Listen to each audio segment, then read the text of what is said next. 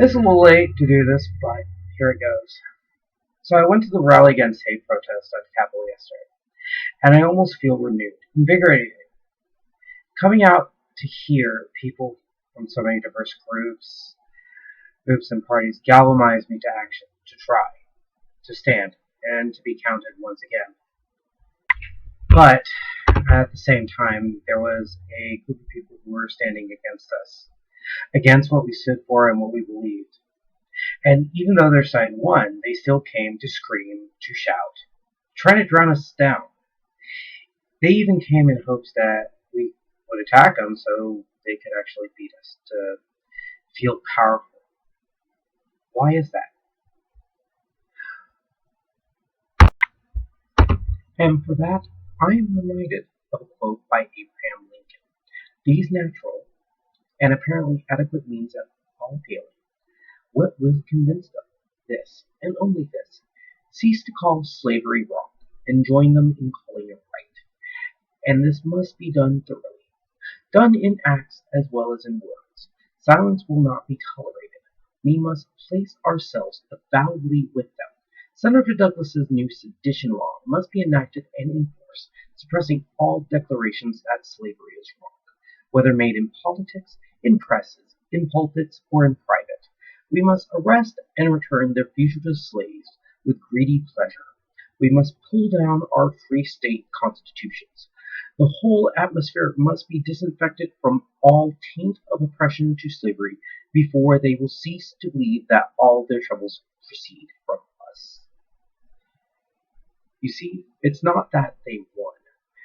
What they want is for us to admit defeat and join them in enthusiastic approval. Approval that illegal immigrants are a problem, that Muslims are terrorists, that black people are thugs and criminals, that women need to stop reporting rape and go back to the kitchen, that the Jews secretly run things and need to be stopped, that the true Christian church needs to spread and topple the heretic pope in Rome, that the voice inside their heads can stop telling them that they are wrong. But we can't. We won't. We will fight them with every fiber of our being. Fight them against the dying of light, so that it may blaze again with great glory. From that same speech, Lincoln does have a tonic for this. Justifiably withhold this, on any ground save our conviction that slavery is wrong. If slavery is right, all words, acts, laws, and constitutions against it are themselves wrong, and should be silenced and swept away. If it is right, we cannot justly object to its nationality, its universality.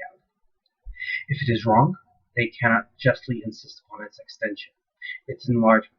All they ask, we could readily grant, if we thought slavery was right.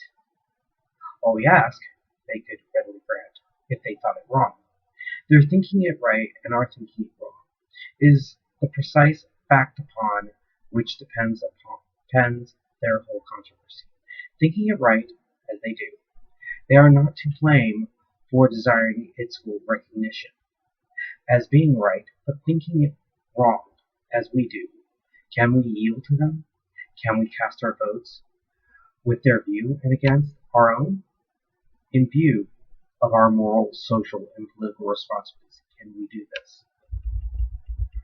Wrong as we think slavery is, we can yet afford it to let alone where it is, because much is due to the necessity arising from actual presence in the nation.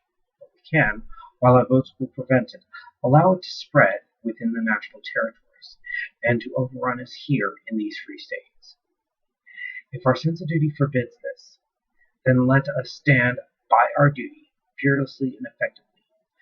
Let us be diverted by none of these sophistical contrivances wherewith we are so industriously plied and belaboured, contrivances such as groping for some middle ground between the right and the wrong, vain as the search for a man who should be neither a living man nor a dead man, Such is the policy of don't care on the question about which all true men do care.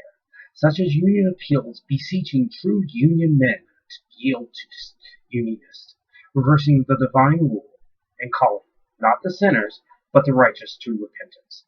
Such as invocations to Washington, imploring men to unsay what Washington said and undo what Washington did. Neither let us be slandered from our duty by false accusations against us, nor frightened by menaces of destruction to the government, nor of dungeons to ourselves. Let us have faith that right makes might, and in that faith let us, to the end, dare to do our duty as we understand it. So there you have it. This is me screaming into the